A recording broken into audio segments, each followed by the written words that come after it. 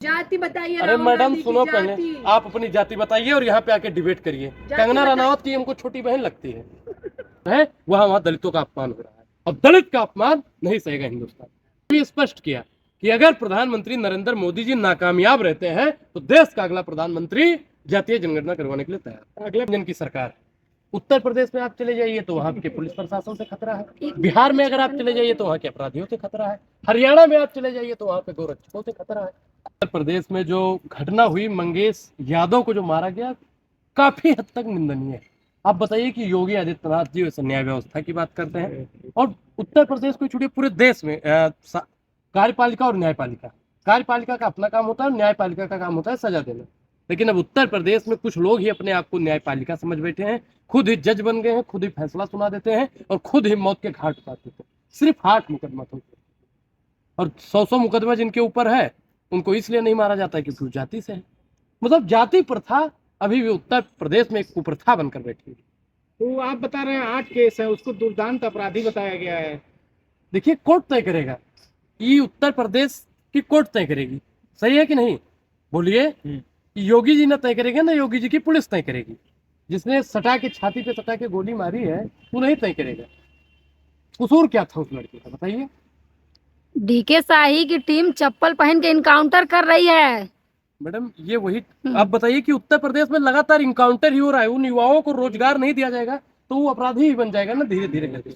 उत्तर प्रदेश में मुझे लगता है कि रोजगार की आवश्यकता है। उत्तर प्रदेश में मुझे लगता है विकास की आवश्यकता है, महिलाओं को सुरक्षित रखने की व्यवस्था को लाया जाए। लेकिन उत्तर प्रदेश सरकार ठोकने की व्यवस्था लाती है।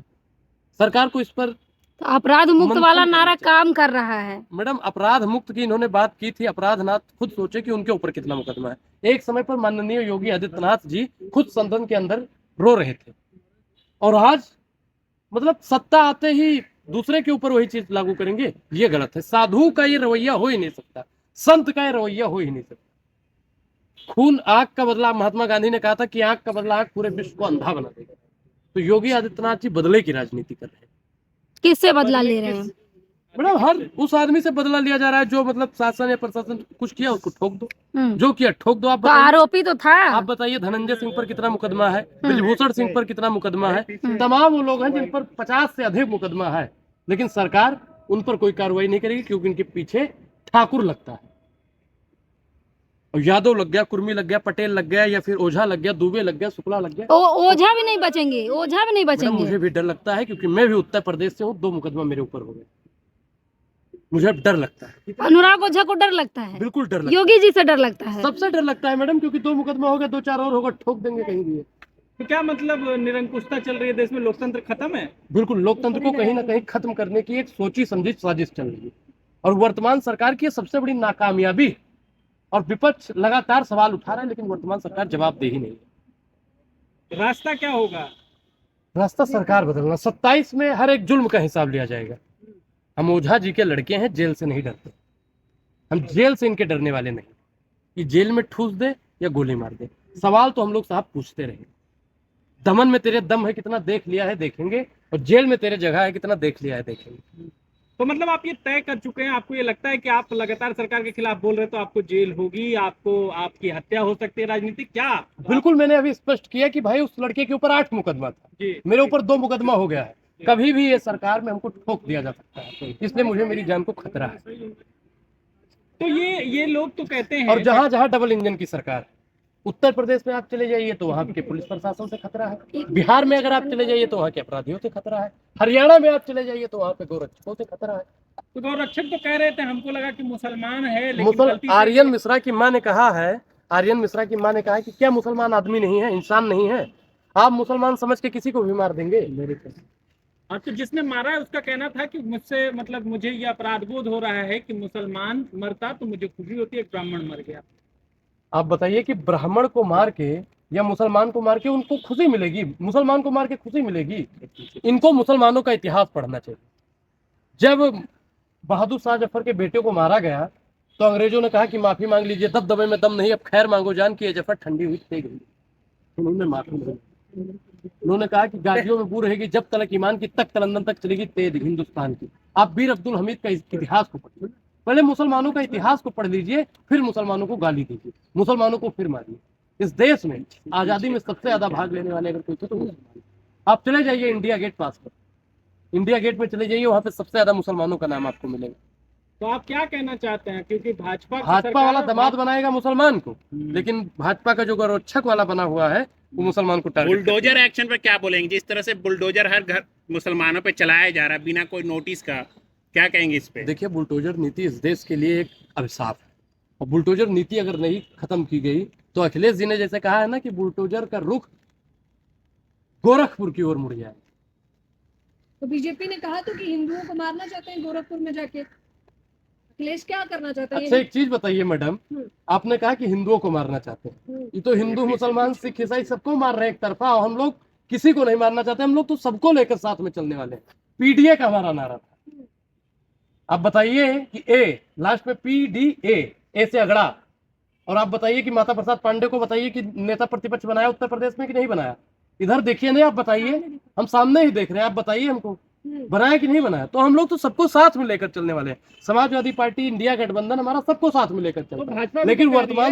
वर्तमान सरकार सिर्फ और सिर्फ हिंदू मुसलमान की राजनीतिक रोटियां भाजपा तो कह रही है। 27 के बाद में साहब आप भी याद रखिए, नोट कर लीजिए, ये सबका बुलडोजर साथ चलेगा, सबका विकास सबका भाजपा साथ भी नारा होगा, है। सबका विकास भी होगा और सबके साथ विश्वास भी होगा, लेकिन ये बुलडोजर मैडम गोरखपुर की ओर जाए। तो ये कह तो रहे हैं कि बटोगे तो कटोगे, भाजपा बिल्कुल। वाले। बिल्कुल, अगर हम लोग बटेंगे तो कटेंगे, हम लोग एकत्रित तो हो जाएंगे ना, तो भाजपा हमको बांट नहीं पाएगी। भाजपा हमको बांटने का काम कर रही है, कभी हमको जाति के नाम पर बांटती है, कभी हमको धर्म के नाम पर बांटती है, कभी हमको मजहब के नाम पर बांटती है।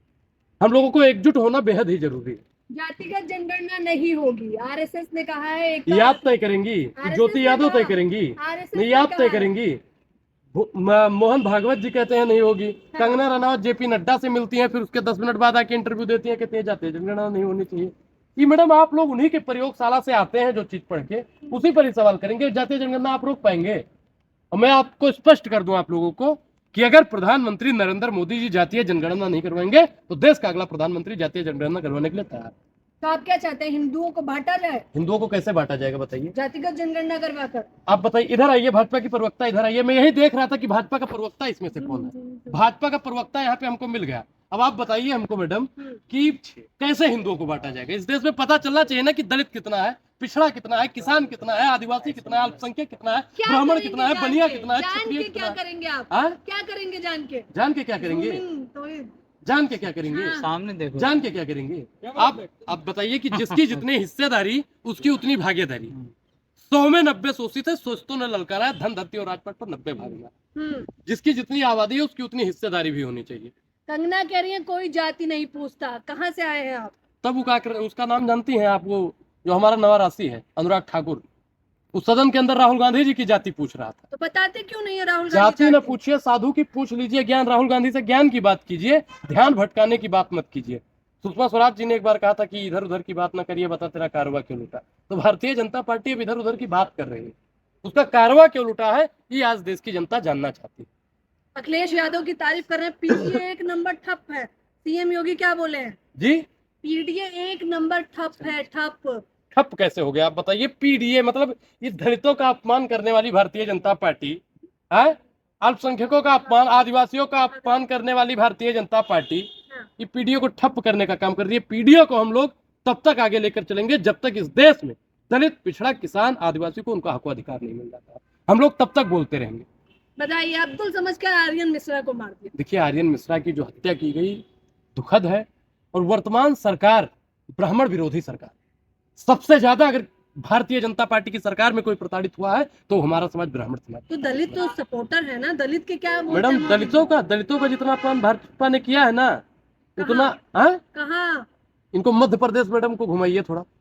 परवेश शुक्ला ने क्या किया था वो आदिवासी के साथ? भूल जाइए। बिहार में आदिवासी दलित पिछड़ा के साथ में क्या होता है? उत्तर प्रदेश में दलित अगर लोटा छू लेता है तो उसको मार दिया जाता है। आप बताइए, अगर लड़का किसी को कॉपी ले लेता है तो उसको मार दिया जाता है। स्कूल का अध्यापक भी उसको पीटने का काम करता है। मुंडी मत हिलाइए। बताइए, आज भी दलितों का अपमान जहां जहां डबल इंजन की सरकार है और मोहब्बत की दुकान की तारीफ करने वाली कंगना रनावत जी हैं, और उनका क्या नाम है जो हमारे से ज्यादा कलाई बांधता है, चिराग पासवान। चिराग पासवान भी राहुल गांधी जी की तारीफ करने लगा है। जाति बताइए। अरे मैडम सुनो, पहले आप अपनी जाति बताइए और यहाँ पे आके डिबेट करिए। कंगना रनावत की हमको छोटी बहन लगती है।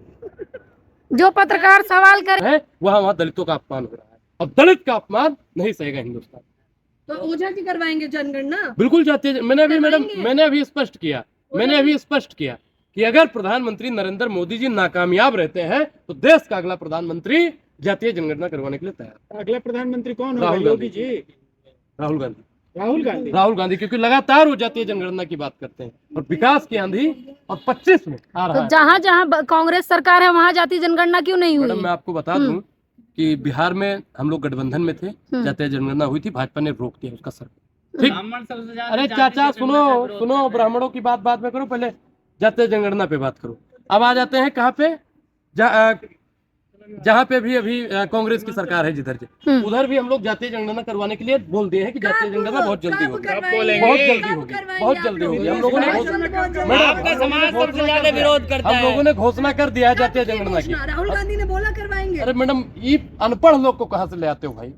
वहाँ का मैनिफेस्टो जाके अच्छा, आपसे सवाल करे तो अनपढ़, हाँ? आपसे सवाल करे पत्रकारों तो को अनपढ़। टारगेट करते हैं हाँ, आप। आपसे सवाल करे तो अनपढ़। मैं हिमाचल में बताऊं, किसकी सरकार है? क्यों नहीं अरे कर रहे हिमाचल में जातीय जातीय जनगणना? जनगणना होने वाली क्यों नहीं कर रहे हैं? हमने बोल दिया है वहाँ पे। हैं? हमारे और जगह मैनिफेस्टो सरकार में नहीं भी है था। आपकी? हमारे मैनिफेस्टो में भी था, हम लोग बोल दिए हैं कि वहाँ पे भी जातीय मैनिफेस्टो जनगणना। से क्या होता है? पूरे देश में हम लोग जातीय जनगणना करवा के रहेंगे। सरकार बने हुए अब तक तो मस्जिद पे राहुल गांधी मोहब्बत की दुकान चुप है, बंद हो गई क्या? बंद हो गई मोहब्बत की दुकान। खाली पोस्टर में मोहब्बत की दुकान, मस्जिद पे जबान नहीं खुल रही राहुल गांधी की। हम लोग मुसलमानों को वोट चाहिए बस। मैं एक चीज बताऊं कि इस देश में मोहब्बत की दुकान राहुल गांधी जी ने खोल दिया है। वो आप छोटी बताइए, बहन हो जाति गई, पूछेंगे? भाजपा की प्रवक्ता हो गई। ये जाति पूछेंगे मैडम आप लोग? जवाब नहीं जाति मिलता तो आप लोग पूछेंगे, ऐसे जाति करते हैं, पूछेंगे, बस जाते जाति यहाँ पर। पूछेंगे, जाति पूछेंगे आप जाति पूछेंगे। तो जाति का तो सब खेल जाति है है। इंसानियत, अब जाति पूछेंगे। तो केवल अनुराग बोला करेगा, जनगणना ओझा करानी नहीं। है ना? कैसे बिल बिला रहे हैं? जनगणना करानी है ना? बिल्कुल। जाति बतानी होगी। जातीय जनगणना इस देश में साहब बहुत जरूरी है, क्योंकि जब तक जातीय जनगणना नहीं होगी तब तक भारतीय जनता पार्टी अपनी राजनीतिक रोटियां सेकती रहेगी।